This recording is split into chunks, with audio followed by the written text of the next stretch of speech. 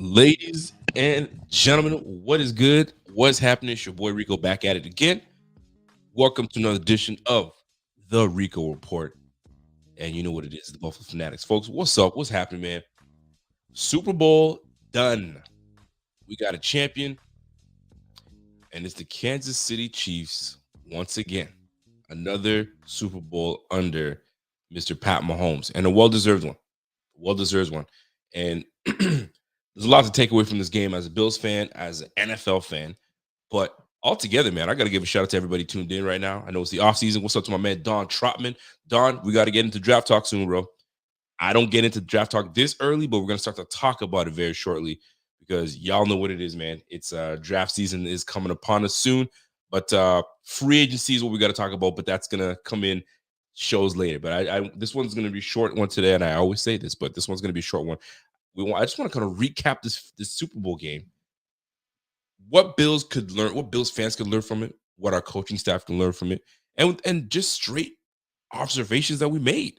There were some observations made, and you're like, I'm gonna just say this. Last year, what's up, James? I see you, James. Last year, I was very confident that had we passed the Chiefs, had we beaten the Chiefs, we would have won every one of those games and won that Super Bowl. Seeing what I saw on the field, seeing what I saw previously from the games before, I was like, yo, the Bills, listen, we could be there. When I was watching these teams play this year, I was like, if my team was here, we would not be able to compete like this. We wouldn't be able to compete like this because we weren't we weren't a complete team, a complete enough team to compete the way these two teams played yesterday. And you guys might say, I disagree with you, Rico, and that's fine, you can. But if you look at the totality of what we've had, I don't think we would have been able to compete. And we beat, obviously we beat the Chiefs before, right? But you guys know what happens when playoffs come about. It's a different ball game. It's a different ball game. So, but I mean, we're gonna get into that. There's a few things I've learned in this game, but going back to this game, man, this was a high scoring game. 30. What's up, Craig? I see my man, my father-in-law's in the room. What's up to you, my man, Craig? What's happening, brother? Let's just go with the Chiefs right now. And Pat Mahomes he wasn't the Pat Mahomes that we're used to with 350 yards, 4 touchdowns, because that's a good damn Eagles defense. That's a very good defense from the Eagles. But Pat Mahomes was still efficient on a bummed knee or an ankle, whatever you guys want to call it. He went 21 for 27, 180 yards. We're not used to those type of numbers, right? But he was still efficient with 3 touchdown passes. Now, granted, he had some great field position, but nonetheless, capitalized, right? And we'll go through the team stats because that's what's going to show you a few things that stood out. No, I'm not going to go through my 5 points of what to me stood out in this game. But Pat Mahomes, 3 touchdowns, no interceptions. He had a 96 QBR and a rating of 131. Solid. Listen, Super Bowl MVP, Super Bowl MVP. And not to boot, he had six carries for 44 yards. And those are exactly what Josh Allen will do, right? The difference between those two quarterbacks is they don't do design runs for a guy like Pat Mahomes. Pat Mahomes will run when things completely break down. That's when he takes off, right? But a planned run, very rare will they do we're gonna boot you. We're gonna do this, we're gonna do that. Now, 2 different quarterbacks in terms of stature. You know what I'm saying? Very different, but nonetheless, He had what 44 yards rushing and a key 26-yard run.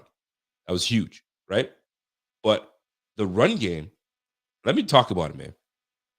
Isaiah Pacheco. Isaiah Pacheco is the freaking real deal, man. He's not a big boy, not a big boy, but he runs like he's a big boy and has 4.3 speed. And it was on display. And they didn't care whether he was 6 years in the league or he was a rookie. They did not care. They put him in the game. 15 carries, 76 yards, 5 yards a pop on an Eagles defense, mind you, a very good Eagles defense, and scored a touchdown with a nice 24-yard run long that he had in that game. He had a nice breakout to the left, solid. Isaiah Pacheco, they got a nice back for the Kansas City Chiefs for years to come. I mean, at least the next 4 years until this decides to do what they want, because Clyde Edwards-Helaire is probably going to be most likely on his way out and looking for a new team. And that's how quickly things change in the league, right? You're one of the better backs in the league that can run the ball, catch the ball out of the backfield, and now you're probably looking for a new home. And that's why, and I hate to hear it, but they say that running backs are a dime a dozen. Well, that in that regard, it proves it. But anyway, nonetheless, the fact is they ran the ball 26 times, 150 yards rushing, 158 yards rushing, 6 yards a pop on an Eagles defense, a very good defense. So shout out to Andy Reid and Andy and obviously Eric Bieniemy that had a very good game plan going up against the Eagles. A great game plan, mind you. All right. By the way, shout out to everybody tuned in right now. I know it's the offseason. A lot of people think, hey, it's over with. I'm going to move on and just wait till the season starts again. We're not, and listen, totally respected. And those that are here tuned in, coming from Facebook, YouTube, Twitch, salute to you guys. Let's keep it rolling. All right. So the run game for the Kansas City Chiefs was solid. You can't go wrong with that. But here's the big one, man. They spread the ball decent to the players that, you know what I'm saying? It's not like they had a heavy volume to one player specifically. I mean, Travis Kelce is their main guy, six receptions for 81 yards, and a lot of that came in the first half. A lot of that came in the first half, and did most of the damage in the first half, but caught all 6 targets. He had a nice, beautiful ball coming from a struggle ball. Excuse me, I'm not gonna say beautiful. It was a struggle ball where Pat Mahomes is nearly tackled, it tosses it out, and your reliable receiver slash tight end, one of the best in the game, Hall of Famer for sure, just grabs it just before it hits the turf and keeps it going. So you got to give these guys credit, man. Travis Kelce was awesome as always. Juju Smith-Schuster, I'll talk about the drama with him. 7 receptions, 53 yards. He showed up, and then I mean the rest of it is, 2 receptions, 3 receptions, and 1 reception all the way through. But here's the deal, though: having play callers that can scheme players in right positions and the right time to make their plays, it matters, because there were 3 touchdown passes thrown in this game. One to Travis Kelce early in the game, and then you had one to Kadarius Toney with 1 reception all game long, and then you had another one to Sky Moore, 1 reception all game long, but they counted because it was in the red zone. Red zone touchdowns matter, and that's exactly what you saw in this upcoming game, in the game that just passed. Right, having an offensive coordinator that can see something from weeks ago and say, we're going to come back to that play and we're going to make it work. And it did. So shout out to Eric Bieniemy, because that was all him. But we're going to talk about that in just a moment. But Kansas City Chiefs, man, 21 receptions with all their guys. But their main culprits in this game were Travis Kelce and Juju Smith-Schuster. I mean, he leaned heavily on those guys. 9 targets for Juju, 6 targets for Travis Kelce. And I mean, the rest is history, right? Defensively, Nick freaking Bolton, the Missouri linebacker. I think he's good. He's second year in. Man, this guy, not only in this game, but he's been solid since his rookie season. This Nick Bolton is gonna be a freaking problem, man. Hits like a ton of bricks, and he's a sideline to sideline type of guy. Is he great in coverage? Not really, not so great in coverage. But what he makes up for it in his sure handling of tackling and just diagnosing plays, man. He's solid for them. He is a special freaking player. That freaking Nick Bolton is a problem. He had 9 tackles, 8 of them solo, and obviously he had that returned fumble for a touchdown, which was, to me, that was the game changer.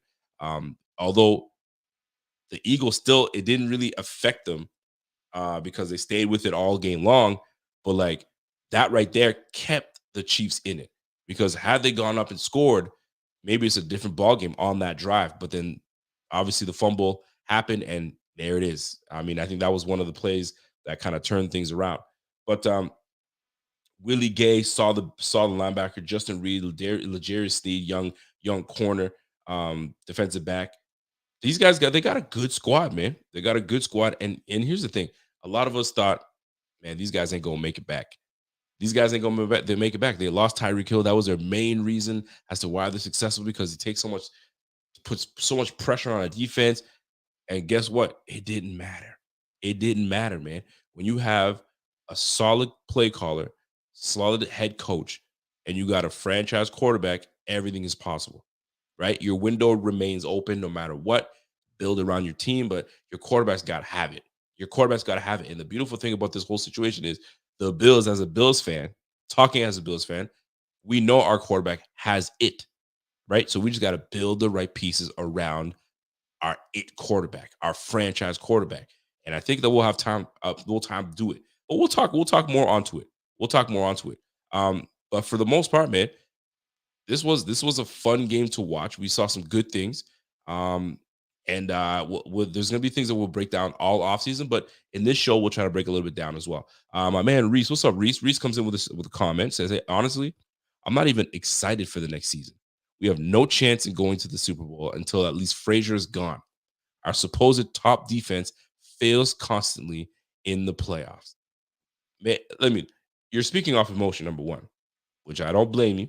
I don't blame you. You're speaking off emotion. You're speaking off of recency bias, if you will.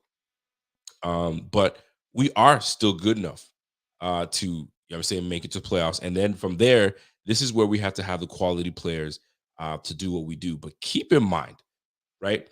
Let's keep it a buck here. Let's keep it all the way a buck. And I don't care if it sounds like it's an excuse or not. But this team originally was built to win the Super Bowl. And a lot of people want to get on Brandon Beane, and I have my criticisms for Brandon Beane. Don't get me wrong. I got my criticism for Coach McDermott. Don't get me wrong. I have my criticisms for this team. You guys have heard me say it multiple times. However, I gotta say this. However, and it's very clear. I need to make myself clear when I say this, right? Um, what more do you want Brandon Beane to do? Seriously, think about it here. What more do you want to do? It's not like he's just willy-nilly and just not trying anything. We noticed that we lacked a pass rush last year, right? Man, we couldn't stop Mahomes, and we couldn't get after Mahomes, and we this and we that, and we couldn't. What does he do? He goes out there and spends a boatload of money on Von Miller, right? So Von Miller gets brought in, and we are looking like a different team when Von Miller's on the squad. Did we not? Did you not see the proof in the pudding? It was there. We were a different team. And he gets hurt. How? Like, what you gonna do about that? There's nothing you can do about that. He gets hurt. All right. We lose Micah Hyde. We had the best. We had the best safety tandem. You button up that back end of that defense. There's not a whole lot you can do. You can allow more freelance play from your corners and blitz packages, but when you lose a special key player like Micah Hyde in the backfield, it changes things. Now you can't be as aggressive as you'd like to, especially now that you had a pass rush that you can kind of get away with it, and then you lose it with Von Miller, your best pass catcher, your best twitch speed guy around the back end, on the front end. So there's not a whole lot you can do with that, right? So it's not for a lack of trying from Brandon Beane. It's just that shit happens. You have big time injuries to key players, which put us in this position. And this is not cap. It's the facts, right? Von Miller going down hurt. And we realized it way more down the stretch in the season, because that's why we really needed him to be the closer. So when teams start figuring things out and seeing, you know what I'm saying, tendencies from teams, this is where your elite player takes over. It doesn't matter what you scheme. It doesn't matter what you do. I'm him. I'm going to make a play no matter what. And a guy like Von Miller is that guy. You can scheme all you want, but he's going to get his. But when he's down and he's not in the game, it's a whole different ballgame. You got young guys on there. You got Greg Rousseau that's still finding his way. That did still have a solid year. You have a Boogie Basham that is more of a depth player, but he was in his second year, so we don't know what it's going to be like in his third year coming up, right? But we didn't really have that twitchy guy around the bend and get after it. We didn't. It's just facts, and that's why we lacked that pass rush that we didn't have. We didn't have that guy to button it up in Micah Hyde, right? We had to go through a slew of guys: Hamlin, Jaquan Johnson. Like, let's keep it a buck here, right? Dean Marlowe. Like, we had to really rotate on that back end, right? And Poyer was banged up all year long, so we had some guys banged up. So, like, if we stayed healthy and if we had everybody, could we have compete? Heck yeah, we would have competed for sure. So to blame if we had a better defensive, nah, fam, like the pieces gotta work. The pieces matter, man. When we go out and get guys to be a difference maker and they get hurt, you gotta pivot. But you know what I mean? On the back end, in the depth department, it doesn't match up to a guy like Von Miller. What you gonna do? You know what I'm saying? So to me, the way I look at the situation is we can blame XYZ all we want, but when injuries happen, it changes everything. Now, do injuries happen to everybody? Heck yeah, they do.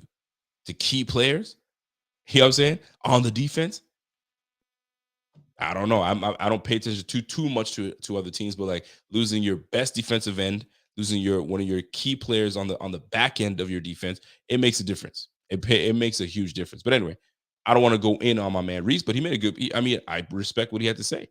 I respect what he says, but I disagree with that. But anyway, nonetheless, Chiefs put out a good game plan. They really put out a good game plan. And they made key plays when they needed them.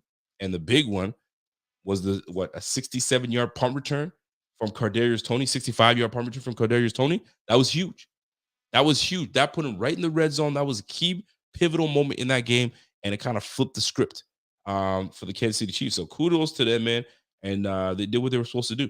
They did what they were supposed to do. Now the losing team in the Eagles, valiant freaking effort.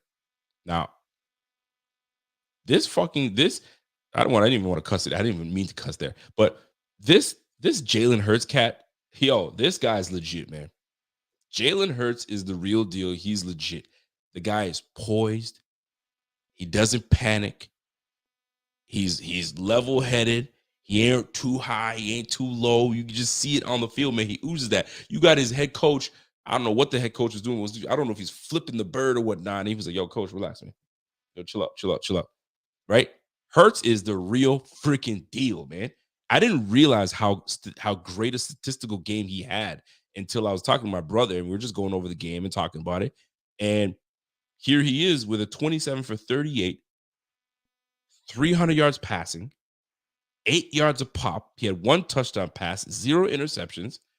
He got sacked twice, and then obviously that fumble that slipped out of his hand, and had a 79 QBR with a 103 rating.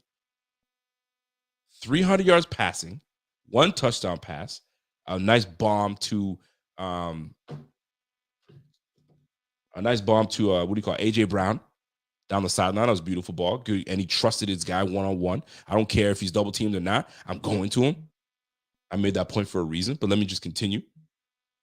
Jalen Hurts also had 15 carries for 70 yards. Does that remind you of anybody? Just saying. 70 yards, 4.7 yards a pop, 3 touchdown runs.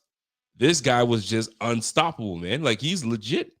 He's legit. Now, the only thing I have to say is, bro, you have one last opportunity to give your team a 50-50 chance of, you know what I'm saying, like a true Hail Mary, and you throw up one of them lame-ass duck passes, fam. Nah, and you didn't really have anybody on your ass, man. You had no pass rush. You got to heave that thing. Heave that thing. And this is where a guy like Josh Allen, you give that boy an opportunity, he'll heave that. You know what I'm saying? But hey, different types of quarterbacks, man. But nonetheless, Jalen Hurts was a star, man. A star is born in Jalen Hurts, man. Real talk.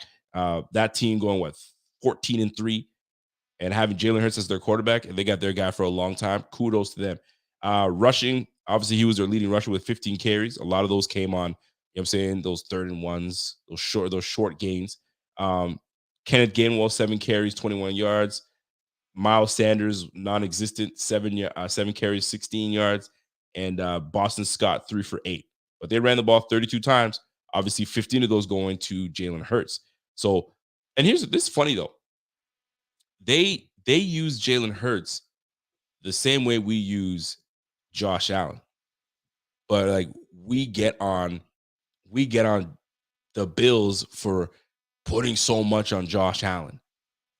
When you see this brother going for 300 yards passing and another 70 yards rushing.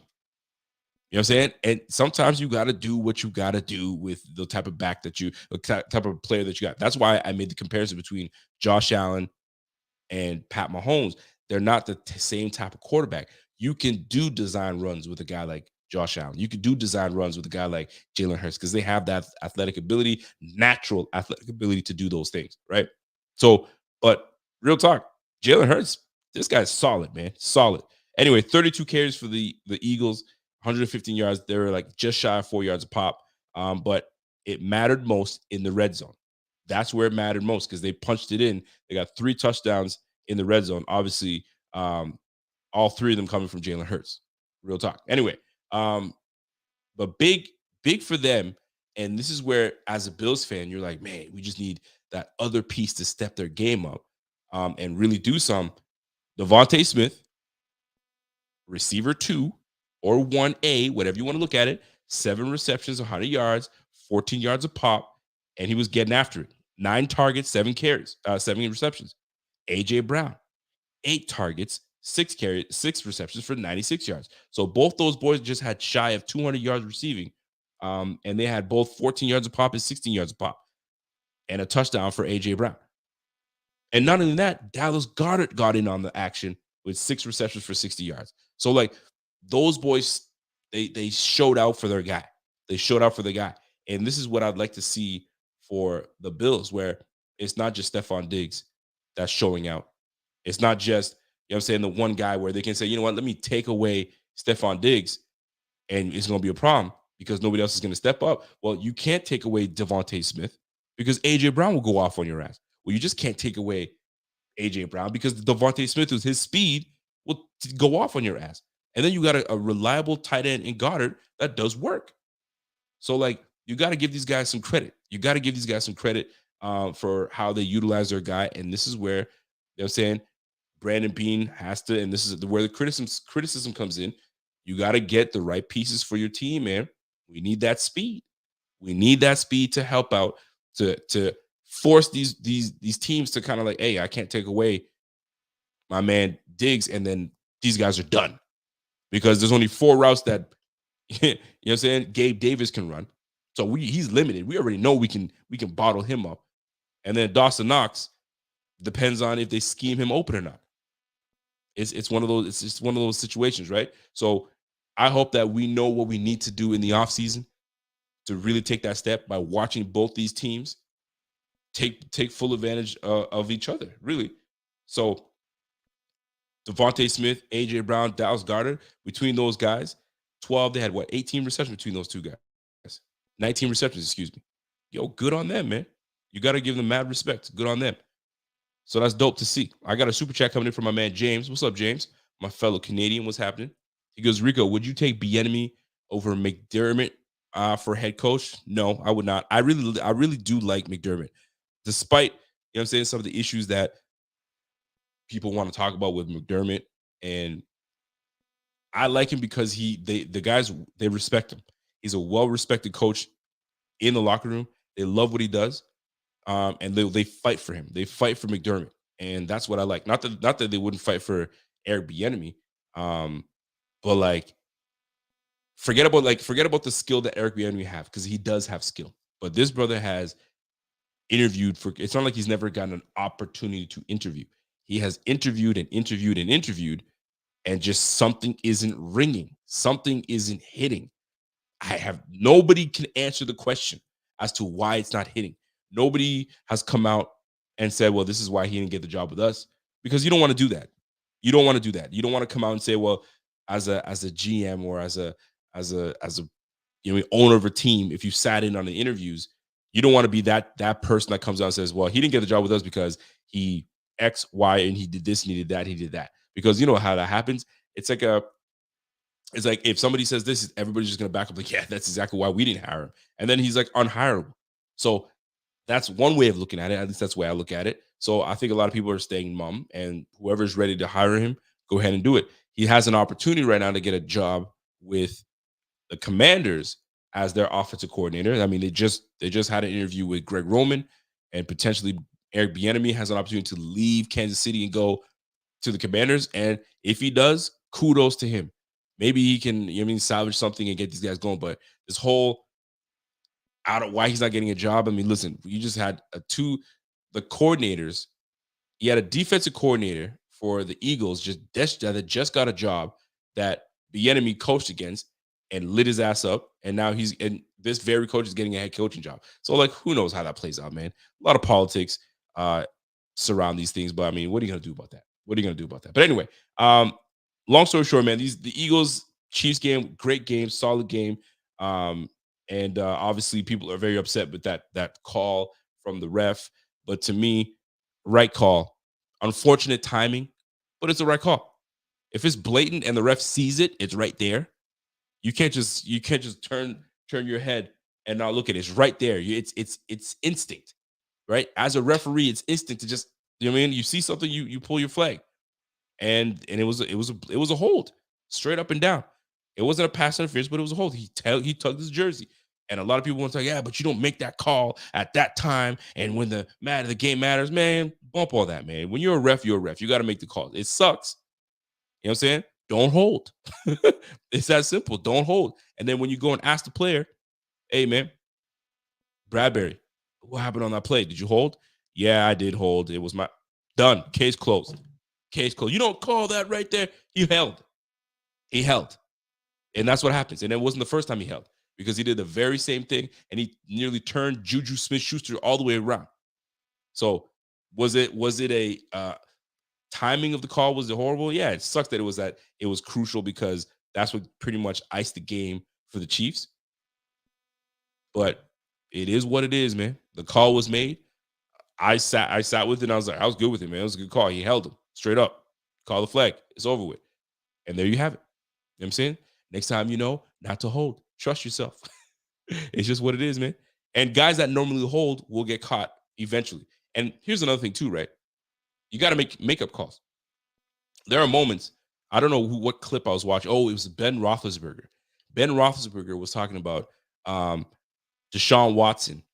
They're playing the Browns, and Deshaun Watson came through, and he absolutely got just his helmet ripped, and they brought him down. And there was no other way to explain how he got flipped around the way he did. It was a clear face mask, and it's a call the refs missed.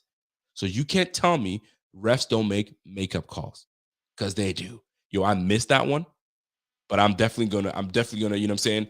Like, make up that call somewhere else where it evens it out, evens the playing field. Now, do I agree with that necessarily?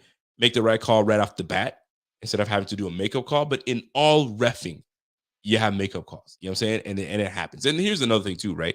To get on these refs all the time, it's not like there's one single ref making the calls, right? There could be a ref on that side that made a call or did make a call, and you have one guy on the other side that makes a call. They see things completely different. So in refing, like on the soccer field, you have one main ref, but you have linesmen, and linesmen might see certain things, and some linesmen might not.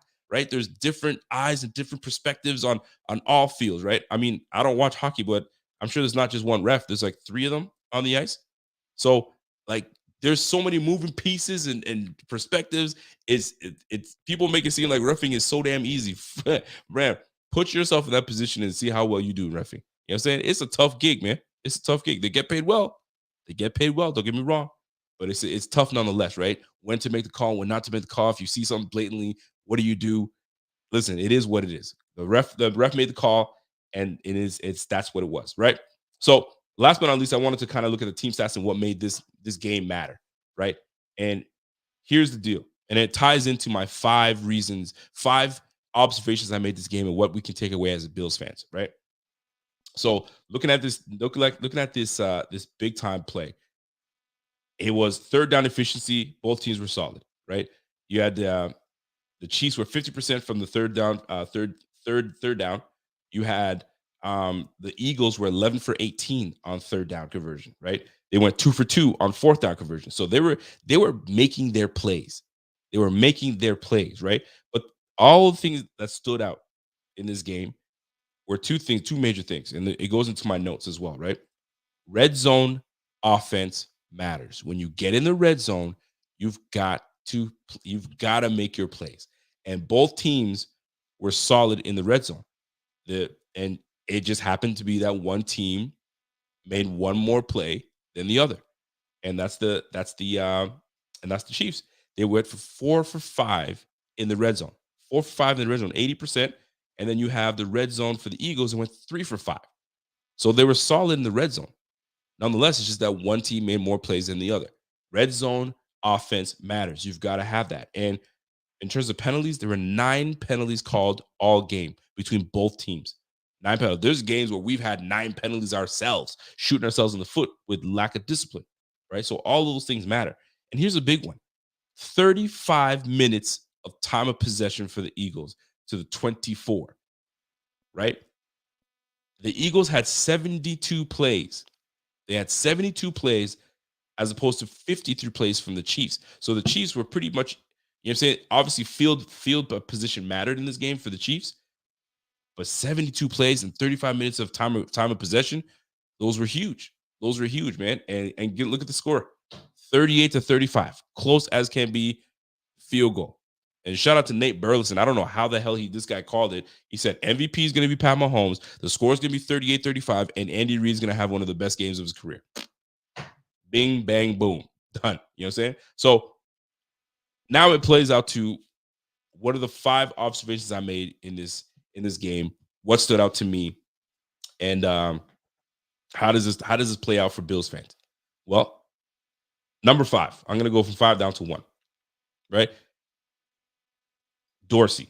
It comes down to Dorsey. And I stand by it when I say this. I'm with Dorsey. I ride for Dorsey. 1 year is just not enough for you to make a decision and say, you know what, that ain't our guy. You out of here. I know they did it with Rick Dennison when he was with the with the Bills, but to me that was just a transition, just to get a guy that was McDermott's guy, to bring in a guy that's a veteran guy that's been in the league and kind of, you know what I mean, show some things, but they didn't really want him there. He was just a bridge to what they really wanted, and that's when they went and got Dable. And then Dable was there for 4 years, and then boom, Dable gets himself a head coaching job. But here's the deal: Dorsey, I ride with Dorsey. Why? Because second chances matter, second opportunities matter, and with Dorsey having a moment to sit, having a moment to read our bullshit, fans getting on his ass, talking about fire Dorsey. He lacks creativity, and he didn't do enough for us to. A lot of those things, they're merited. You can definitely have that opinion because a lot of it is true, right? We did lack creativity. We did not know what to do with personnel. Why didn't we use certain players at certain times? And why didn't you scheme this player to do this and that, and so on and so forth? Or there's a lot of whys. Why didn't you do this? And how come you couldn't do this? And why aren't we doing the, you know what I'm saying? There's a lot of questions. So hopefully Dorsey is sitting here taking the notes. He's going, okay, why didn't I do this? Cool. Yep. I'm taking notes. And when you watch, you know what I'm saying, the Bengals, the way they scheme their players open, you watch the Chiefs, you watch the Eagles, you know what I'm saying? You watch the way the 49ers came in, Shanahan. You can learn from these guys. You can learn from these guys, man. So like, second year, I'm looking very much forward to seeing how he does. And it's not a popular opinion. It isn't. I know, because people are very emotional as Bills fans, and the way we ended our season was horrible, scoring only 10 points against the Bengals. I get it. I'm just as pissed as you guys, right? We are a better freaking team than what we displayed against the Bengals. But the defensive coordinator ate Dorsey's lunch. Dorsey had no counter. He was just getting jabbed all freaking game. Jab, jab, counter jab, jab, haymaker, counter jab, and there was nothing. This boy was just getting punched in the face. The whole coaching staff was getting punched in the face. So I hope that he learned from this L, because this is a big one. And I believe that Ken Dorsey is going to come back and get his act together. And a lot of people are like, well, you can look at guys like Andy Reid. Well, listen, folks. And Joe Marino made this comment, but I saw this comment from a thread talking about the Chiefs, and there was a Bills fan that was in there, and somebody made a comment. But anyway, the point was, you've got 24 years of experience. You got 24 years of trying this and trying that and seeing what type of player works for your scheme and seeing the type of player you've gone through so many different players to realize what kind of player do you need for this scheme, for this offense, and you've honed in the type of player that you want. So like you have an Andy Reid that does that. Eric Bieniemy has been with Andy Reid for like 4 years, 6 years now, I think, right? And in the 6 years they've been together, they've gone to 5 straight AFC championships. Like fam, so to expect Dorsey to have that success and be creative like these guys, this is a first year play caller. He's got to see some things, right? Now, are we going to be holding his feet to the fire this offseason? You damn right we will. You got too good of a quarterback. You got too good of an elite receiver in Diggs. You got an up and coming tight end in Dawson Knox. You don't got a bum. He ain't no bum. You know what I'm saying? So all eyes are going to be on you. And you have all season to figure things out and put this team together. I know people fire Dorsey, get rid of him, and I get it. It's very sexy to say that and say, bring on Bieniemy. Nobody wants Bieniemy. We'll fire Dorsey and bring him on. Now, hear me out. I ain't losing sleep if for some reason McDermott is like, you know what, Dorsey, you're out, Bieniemy, you're in. I ain't losing any sleep. You know what I'm saying? Because I know that dude knows what he's doing.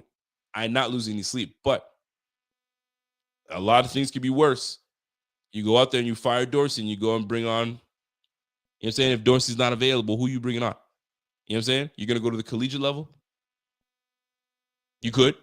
I don't know anybody. I don't know any of the names in collegiately, but I'm just saying you have an offensive coordinator that's going to learn from his errors, and you hope he does because trust me, I like you am going to be on his ass just as much. You know what I'm saying? And I think Beane is going to be the same way, and so is McDermott. Trust and believe that. So does the leash get a little tighter? Who knows, right? So for me, Dorsey, I don't say I'm endorsing him, but I'm on board with him coming back second year so he can learn from his errors and then maybe hone in on certain things. Man, I shouldn't have done this. I shouldn't have that. Maybe this is the way I'm going to coach even better. And let's go. I'm with that. Let's roll with that. Right? That's number 5. Number 4, the utilization of the tight end. I'd like to see more of that. I know we've made some attempts to get, Dawson Knox involved, but I think that we can get a little more creative in getting him involved. I think we can, and I know we have the ability to do that. I know we tried to showcase him in that Bengals game, but maybe that they were all over it. That DC just had everything. He was all over it, so it just wasn't enough. But we have enough athletic ability out of Dawson Knox that we can utilize him like a Travis Kelce. We can utilize him like a Goddard for crying out loud, or Schultz, or any of these fly tight ends that are out there. He's a nice blocker. He can get in and block. He can get downfield, and the drops have dissipated. They're not as plentiful as they were years back. So he's a guy that you can definitely, you know what I'm saying, groom and get him to be like a Travis Kelce like. And I'm using Travis Kelce because he's the best in the game. And we have one that can do the job. I think he's above mediocre. I think I saw a comment saying that Knox is mediocre. I think he's above mediocre because he's got the ability. He's got the ability. Does he have it? Like he's that guy? No, but he could be pretty damn solid. He could be pretty damn solid. Like he could be just as good as George Kittle. I might be overstepping myself a little bit, but he could be just as good as George Kittle. George Kittle, nice though. There's a dog in George Kittle, but Dawson Knox can't have that dog too. We've seen it. You just gotta unleash it. You gotta unleash it. So Knox can be that dude. It's just that you gotta get a coordinator that can scheme him in positions where he's just lethal, right? So we'll see how this offseason plays off because it's gonna be a big one. But I'd like to see more utilization out of Dorsey because at the end of the day, what ends up happening is you have a guy like Stephon Diggs that gets doubled and triple teamed. Who's next?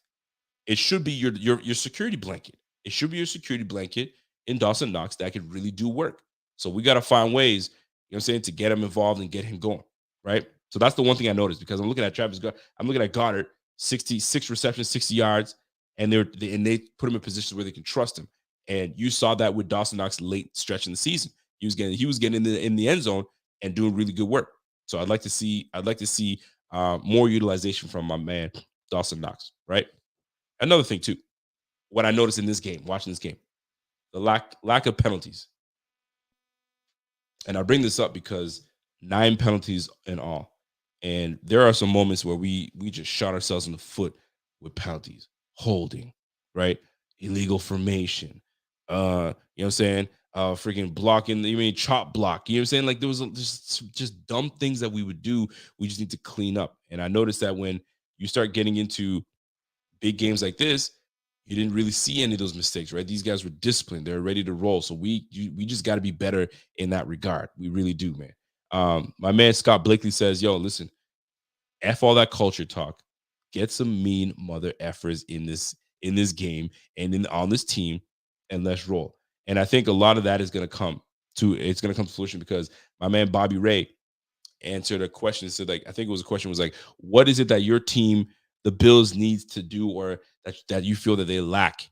And Bobby straight up said, we're soft. We're soft. We don't have a mean streak. We don't have that mean streak. We have nobody on that team that's a mean mug. I mean, if you really talk about it, the biggest dog on the squad, maybe Jordan Poyer, and Jordan Poyer is probably not going to be on the squad this year. So then we lack that toughness. We lack that grittiness on this defense. So hopefully we can get a player or two that bring that nasty touch to our defense. We just don't have it, right? We just don't have that. Now, Milano, I can say that that boy kid, he's a silent hitter. That boy's a hitter. He's a silent one though. He's not a rah type of guy. But like we need some dogs on the squad, man. We do need some dogs. So soft. We're a little soft. We need to get a little tough, right? So discipline was one thing that I noticed. We just do some dumb shit. Offsides, encroachment, holding penalties. The amount of defensive holding penalties that we got, cut it out, man. We gotta be more disciplined. We have to trust our abilities. You know what I'm saying? And get the guys that trust their abilities. If you have guys that are shook, that don't trust their speed, that don't trust their feet, and they're sitting here, they stay holding, they gotta go. They gotta go. You know what I'm saying? We need guys that are disciplined, that know what the hell they're doing, and they trust their damn abilities. That's the way I look at it, right? So, but that's what stood out to me, the discipline part, right? Number 2, poise. And that relates right to the quarterback position. And this is no hate on Josh Allen. But looking at the 2 quarterbacks that played in this Super Bowl, right? And poise comes with being calm in the pocket, no jitterness, and making the right freaking decisions. If you look at both teams, both quarterbacks in this, now one of them threw an interception. There was that unfortunate fumbles that Jalen Hurts went through. But I mean, you saw what it was. The ball slips out of his hands. He's trying to make a play, and away it goes, right? But now one of those guys made an awful throw that put their team in position to to give the ball up, right? They didn't give the ball away. And this is where Josh Allen is going to have to freaking clean that up. I don't care what anybody tries to tell me. Well, he's trying to make a... Yeah, he is. But you know what? These guys are trying to make a play too to win the fucking Super Bowl. And none of them threw an interception. None of them gave the ball away and gave it back to the other team, right? They made the right decision. And it comes down to decision making. When it comes down, like you saw with Jalen Hurts. Jalen Hurts was proper decision making. He made good, solid decisions and he didn't panic, right? He didn't try to do too much. If it wasn't there, he threw it away. You know what I'm saying? Or he made the right play, right? He didn't try to go with the hero ball and all that stuff. And that's what Josh Allen will do sometimes, where he decides to put everything on his shoulders, whether it's got to take off or he's making a throw that you're like, ooh, that's tight. And then boom, it gets picked off, right? So poise. There was no panic, right, in this. So to me, that's the one thing that I want to see from Josh is a little more poise. And that's going to come with help on the offensive line. And that's the biggest takeaway for me, and that's number 1, right? And they're tying together. Brandon Beane and this freaking offensive line. If you look at what the Eagles had 60 plus sacks this year. 60 plus sacks. The most ever. I think it was the most ever. I think 66 sacks this year. The most ever. And they go up against a solid O-line in Kansas City. Excuse me, the Eagles had 66 sacks, and they go up against the Chiefs with a very good O-line, Wiley on the right tackle side, Orlando Brown on the left. You got Tooney on that side. They got solid, like you got freaking Tooney, I think his name is, and you got Reed. You got Creed Humphrey. That's a solid freaking line, right? And you have Hassan Reddick coming at you. You got Brandon Graham coming at you. You have Fletcher Cox coming at you. You got a whole whack of players coming at your ass, and you give up 0 sacks. 0 sacks. And that ties in, right? Josh, you give him time, he will dot you up. But when you have a turnstile in Spencer Brown, you have Ryan Bates, that's just a mediocre guard. He's a mediocre player. He's good enough to play all position, but he ain't no star. You know what I'm saying? And I like Bates. I think Bates earned himself a contract to stay on the team, maybe as our swing, you know what I'm saying, guard / tackle, but like to input him as a starter, he's just an average starter. Average, right? And then you have our center, Mitch Morse, is one of the better centers in the league, right? But obviously he's got the concussion issue. So who knows what his future will hold with us, right? So then you have left guard in Roger Saffold that was some garbage this year, right? It was the hype was more in his name than his actual play this year. Real talk. And then you got Deion Dawkins. Deion Dawkins is the only one that you could really rely on and count on. And even him, he didn't have a good year. It was a down year for him.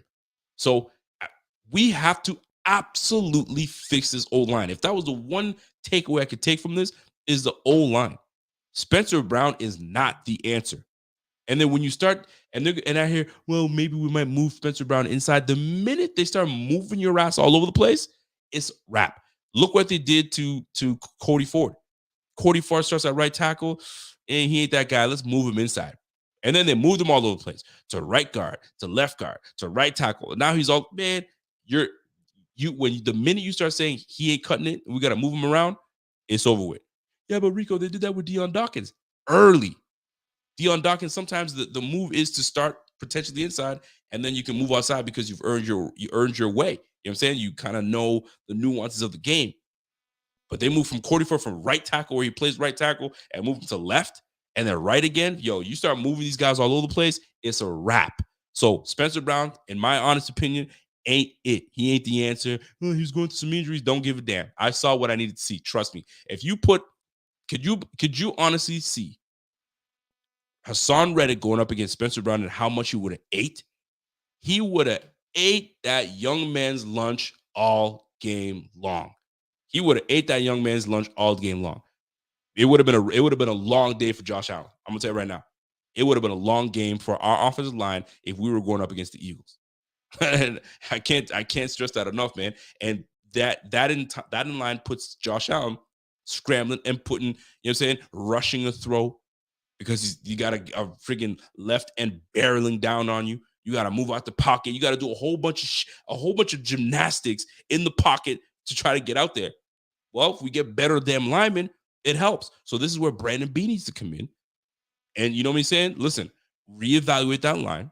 Let's look at it. Let's talk about it. And if you really be honest, left tackle and maybe the center is the only thing that's looking good for us right now. Mitch Morse at center gives obviously, it gives veteran ability. It gives you experience. I've seen this look. I've seen that. And you know what I mean? You have a veteran guy that can kind of teach whoever else is coming in. But right now, we need 3 linemen. Straight up, we need 3 linemen. And we, potentially a 4th, because we need someone that's going to back up our center, because we don't know the next hit, if it's it, if that's the work, if that's it, right? So to me, that's what it comes down to. Amicus is saying Morse is horrible. That's why I say you also need to, but let me put it this way. If Deion Dawkins is your only guy that you sitting here saying like is all right and Morse is horrible, then we need to obviously, and I'm saying we're dressing the line, but he gives you the veteran ability. He gives you experience. I mean, he was at one point in this game one of the best centers. He didn't let a single sack happen. For like a year or two or something like that, right?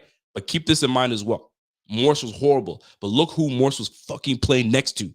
He's playing next to a turnstile in Saffold, and he's playing next to Ryan Bates.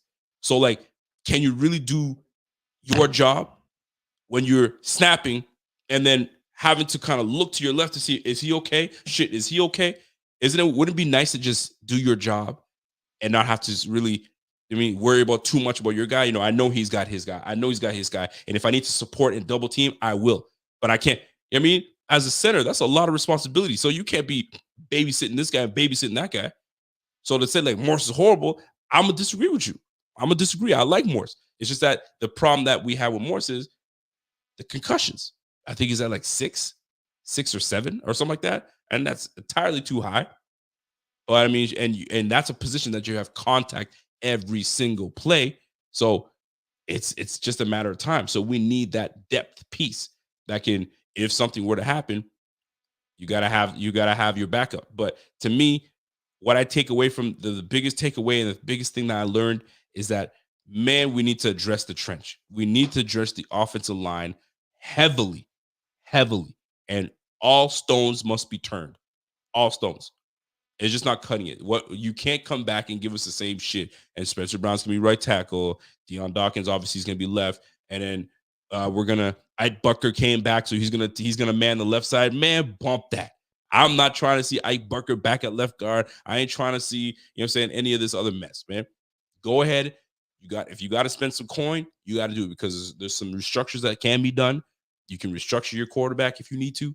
You can restructure, your linebacker if you need to. There's some play. You can restructure your defensive end that you just paid a whole lot of money to. And I know there's a lot of room that you can restructure. There is some money to be had and some money to be moved around in order for you to secure an offensive line for your quarterback. Protect your asset.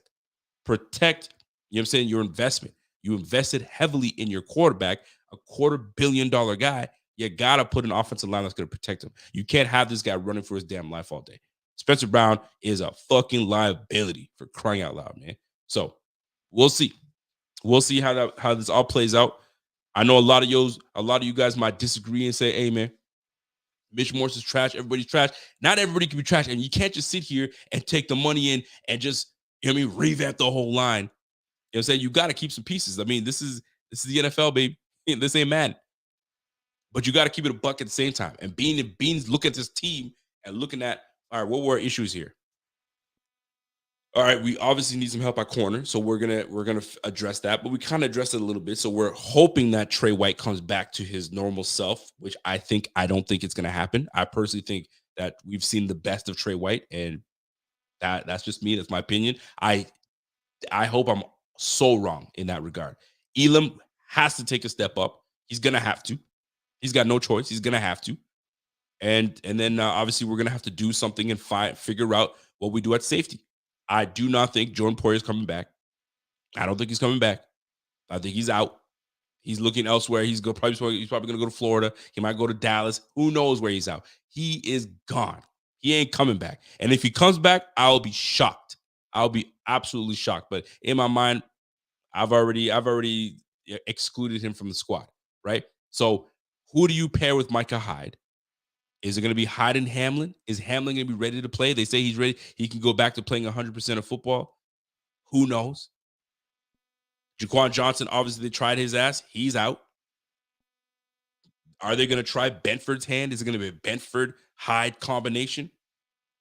If that was the case, they should have put his ass early and started putting him in that position during the season. So he's ready to go, to jump in this offseason. So now you got to restart him and retrain him in that position. So we'll see how that plays out, right? But Roy Collins says, yo, Jordan Poyer is done with the shoveling. Yeah, he's probably done shoveling for real. But yeah, man, if we learn anything from the Super Bowl, is that we have a good team. We didn't go 13-3 by accident. We certainly did not.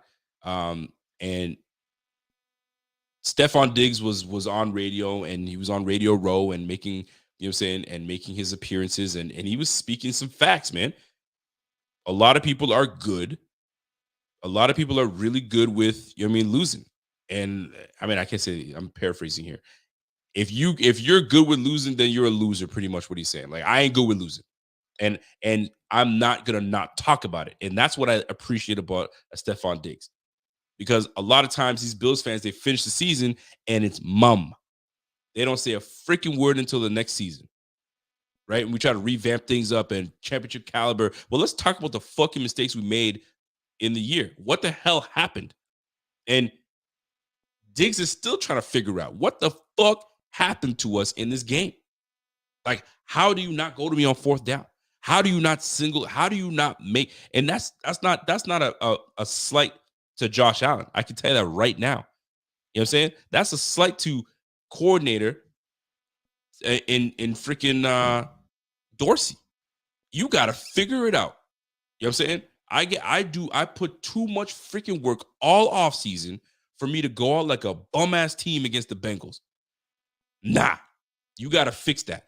So figure it out. You need to put me in the slot. You need to do some trickery shit. You need to, you know what I'm saying? Get freaking creative, my guy. And when he came and said, hey, man, when I look at the Chiefs, man, creative offensive coordinator, you think he said that by accident? Heck no, he didn't. He said that shit on purpose. So that shit could ring right all the way up to Dorsey's ears. Right all the way up to McDermott. He didn't say that by accident. So now, does it have a lot to do with Josh Allen too? Heck yeah, that does. Hey, trust your effing receiver. Trust your effing receiver. I don't give a damn if I'm double teamed. Throw it to me. Did you not see the Jalen Hurts? AJ Brown runs on the sideline. He put the ball up for AJ Brown. Yo, go get it. Go get it. There was it wasn't a double team per se, but the safety was still over top. But AJ Brown still came out on top and made that play because you trust your number one receiver. Joe Burrow, 4th and 6. 4th and 6. He's got to make a play. Who does he go to? He goes to his main man. I think I even have the play here. Hold on. Let me see if I can find the play for you guys. He goes to his main man. Dude, this is aggressive. This is aggressive. This is what you called it. Here's the pass down the field. And look at the catch. Leaping into the air and coming down with it in double coverage is Jamar Chase on 4th and 6 for 35 yards. This is 4th down. I don't care if I'm double teamed. I'm that guy. That's what Joe Burrow pretty much answered to Jamar Chase. Jamar Chase is like, yo, they can't handle me. They can't touch me. Double team me, triple team me. I'm that guy. I will run routes around these guys. Just throw it up. I'll get it. That's what Diggs is pretty much trying to portray to my man Josh Allen. I don't care if I'm double teamed or not, fam. I'm your number one receiver. If we die on this field, at least we die going at each other, and you can trust me. You can trust me. Number one receiver. Double team, I don't care. I'm a number one guy. You don't think Devontae Adams gets double teamed? Man, throw that ball up to me, man. I'll make a play. So those are things that these guys are going to have to work on themselves. But you got to call the right fucking call. You got to scheme my guy in the right position so you can put him up against the right person. You got guys like Taylor Britt talking about, yo, I locked his ass up. Talking big shit. Like, come on, Justin Jefferson, Cooper Kupp, DK Metcalf, DeAndre Hopkins, Stephon Diggs, Deebo Samuel. Y'all are facing all of them next year. I like that. Who you want, Taylor Britt? Them all. It doesn't matter. I love following the top guy. That was one thing that we did when we played the Bills. So I followed Stephon. That was the first game that, they trusted me to, actually, and follow a guy wherever he was on the field. Once he hit the slot, I didn't get a chance to guard him then, but if he switched sides, I wanted the best guy on the field. And I want to continue to do that. So all the guys that you name, I plan to guard all of them. I'm excited to guard them. Stephon out there talking to you in that snow? What was Stephon like? Stephon, he'll talk. He was talking more crying than anything, but, it was all right. You cannot let these rookies come in and talk shit like that to a veteran receiver. No wonder I'll be pissed too. You letting these suckers talk to me like that? Like, he was more crying, man, I'd be vexed. I'd be mad as F. So let me tell you something. No wonder he was like, yo, you mean to tell me Taylor Britt is handling me? Are you motherfucking nuts? Nah, man. Yo, find me. Find me. Stop with this whole, yo, find me. I'm your guy. I just showed you. Look at, yo, my man, 4th and 6. Joe Burrow's like, yo, I'll find my guy and he's going to make a play. If he doesn't make a play, at least I went for my guy. You feel me? Like, yo, it's the NFL, man. It's the NFL. You got to make shit happen. But I'll be damned if you got Taylor Britt, a rookie, talking shit like he was more crying, if anything. Boy, man, I understand why Stephon Diggs is pissed. I do. And this is another thing. I played that video and I saved it from a couple weeks back because it's a double whammy video. Because you have a rookie, Taylor Britt, and he's a good player. Don't get me wrong. Taylor Britt is a good player, and he's going to be a good player for a long time in this game. You got him talking about, yo, I was following the top receiver. I wanted the top receiver, right? And you have a coordinator that says, yo, go get him. I like it. Go get him. And then on our side, we have a defensive coordinator, a head coach that is sitting here babysitting our rookies. Just straight babysitting. You got a bib on his ass. You got him with a bottle and a binky and all that shit. Man, take that. These are grown-ass men. They need to find out what the fuck is going on. Like, knock it off, man. We're done with this shit, man. Knock it off. Let these players play. And that's another damn thing that I noticed. Look at the Chiefs. The Chiefs let these boys, Pacheco on there, rookie on the field. You think they give a damn? Can you ball or not? And he's on the field. Yo, this team has some shit to talk. They got some things to worry. They got some things to fix this offseason. Are they big fixes? No. It's about trusting your freaking guys, man. Trust them that they're going to make the play. Trust them that they're going to learn from their mistakes, because they will make mistakes, but they will learn from it. But when you coddle them and leave them on the sideline, deactivate them, and just, I'm going to put the veteran guy, man, please, man. I ain't about that. I ain't about that. Let these boys play. So I better see Elam on that damn field 100%. It's got to be 24 and 27 next year, and that's it. And if you feel that, you know what I'm saying, he ain't the guy, then you go get yourself another one. But it's too soon. And when he was on the field, did he have some blunders? Of course he did. But he also made some plays. But you're going to still coddle him and give him a blanket and a binky? Man, stop that shit, man. Enough of that nonsense. Let these boys play. These are grown-ass men. Let these boys play. Shit, anyway. So let me just sum this all up. Let me sum this all up by saying this. At the end of the day, it's about development. It's about getting the right pieces and the right players on the field. And Brandon Beane owes it. Brandon Beane absolutely owes it to Josh Allen to fix that O-line. You're going to hurt some feelings, but who gives a damn? These are grown-ass men. You gave Spencer Brown an opportunity twice. Rookie year, he did some playing. We get it. You're gonna have some faults. Get that part, right? And it's funny. They let Spencer Brown play. They let him. They felt that he was good enough to play, and they let this boy play, gain some experience, right? You go to freaking second year, no difference. Look the damn same. The damn same. All right, fam. All right, we've seen what he can do. A freaking liability in the past. He would have got his lunch ate versus the Eagles if we play the Eagles. I'm going to tell you that right now. Josh would have been running for his life. So we have things to do. Fix the freaking O-line, the trenches. You got to fix that. As for the defense, and we're going to get into, I don't want to get too much into it because I have a series that we're going to start. You know, if you guys have been watching for a long time, POP, is this player part of the problem or is he part of the process? You guys already know what it is. We go through every position group. And obviously, we're going to start off with the quarterback and running back room. Are they part of the problem or are they part of the process? I talk about it, and we find out if they're going to be part of the process. That means they remain on the team and they're going to be productive. Or are they part of the problem? At one point, we're going to cut this guy and he's going to be out of here. Or if he stays, will he be a problem or will he turn into a process player? So I have a series that I've been doing where I think this is going to be the fourth year now doing it. So, or third year. So problem or process coming up. So keep that in mind, and we're going to start that going, and then we'll go from there. But folks, the season is officially concluded. We have a Super Bowl champ. Pat Mahomes now has 2 freaking Super Bowls. And now it makes it very difficult for Josh Allen to get to get up there and at least have 1-1, right? At least they can go 1-1 and be like, but right now it's let's keep it a buck, man. Pat Mahomes has run away with this thing, man. He is running away with this as the number 1 quarterback in this game, and then it's a drop off. It's not like it's Pat Mahomes. It isn't. No. Pat Mahomes is up there, bro. And that's exactly what it is. He's that dude. He is that dude.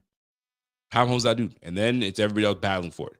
For me, top 4 quarterbacks, it goes Pat Mahomes in no particular order, but Pat Mahomes is number 1. And then it's just muddied at the bottom with Josh Allen, Joe Burrow, and Jalen Hurts. Those are your top 4. And then it can tail off with Herbert, and I love Lamar Jackson, and he's gonna have to prove himself this year. And a slew of something. Trevor Lawrence is coming up. He's doing some good things. He looked really good. And we'll see what Deshaun Watson does. Deshaun Watson looked not great this year, but obviously he didn't even play all offseason. No offseason, no nothing. So it'll be interesting to see how that plays out. But anyway, nonetheless, there's going to be some big things happening this offseason. This offseason is going to be a big offseason for the Bills, big offseason for Brandon Beane, big offseason for the coordinators. We just lost Chad Hall as a receiving coach to the Jaguars. So some coaches are making some moves, man. Some coaches are making some moves. So we gotta figure things out and get going, right? And then we'll go from there. By the way, and before I get out of here, I don't know if you guys saw the squabble happening online. Grown men bickering online. You got so Juju Smith-Schuster put a Valentine's that says, "Hey man, something about holding your loved ones close." Like, and obviously, and he put a picture of James Bradbury. It's funny. That's actually pretty good. That's a good roast. AJ Brown comes in, man, and now AJ Brown took it too far. He took it personally. He says, "Hey, you were nearly out of the league." Well, relax, or settle down, right? You were nearly out of the league, and now you're talking big ish because whatever. Yo, congratulations, but you'll keep your mouth shut, type of shit, right? He grown men bickering back and forth. AJ Brown went too personal. Talking about, yo, you were nearly out of the league, bro. Just it's a nice roast. You ain't gotta go that far, man. Talk about the game. Talk about what happened in the game. Don't talk about like what could have happened or all that stuff. Anyway, so then who else came in? I think Gardner Johnson comes in and was like, yo, I think I have more interceptions than Juju has touchdowns this year, right? So now there's a whole bunch of roasting going on online. I'm like, come on, son. You guys are being petty. But that's Twitter for you. You know what I'm saying? Get tough behind that keyboard. You know what I'm saying? And they probably work out with each other in the offseason. That's usually how it works out. But anyway, we shall see. So we'll talk about it. We'll go about it. We'll talk about the next show. We'll probably talk about the top 5 free agents at each position and what works for us and what potential player could we see coming to the team, whether it's a big deal or a cheap deal, or what could work with this team. So keep that in mind. And we got a few things coming this year to you guys.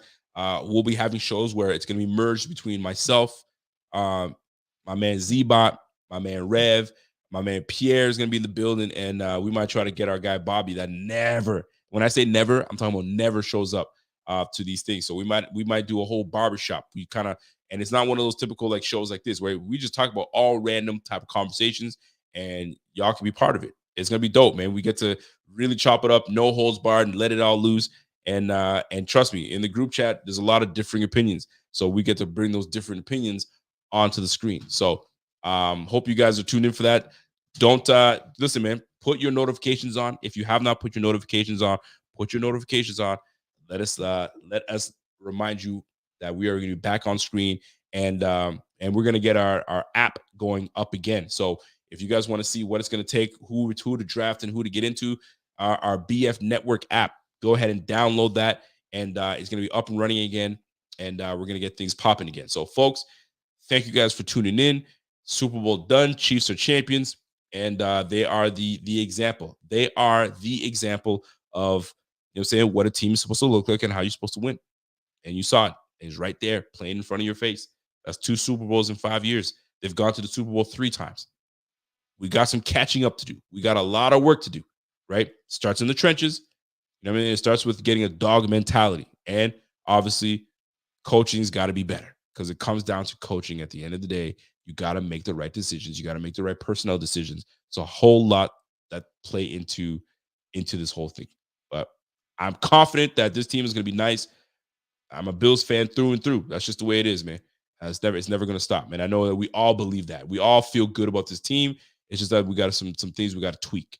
We got some things we got to tweak, and then we'll go from there. So, folks, that's it for me. I hope you guys enjoyed the show. I think you guys always show love. You guys always show come through. Smash that like before you get out of here. And if there's something about the show that you loved, you know what I'm saying, let me know. If there's things that you guys want to see this off season, something completely different. You guys know I'm always ears and ready to diversify and make these things pop. So that's it for me, folks. I appreciate y'all, man. You guys have yourself a fantastic evening, and we will catch you guys on the flip side. Until next time, it's your boy, and I'm gone. Have yourself a great evening. It's the Buffalo Fanatics. It's the Rico Report. We'll catch you guys on the flip side. And peace, ladies and gentlemen. Enjoy the evening. We out of here.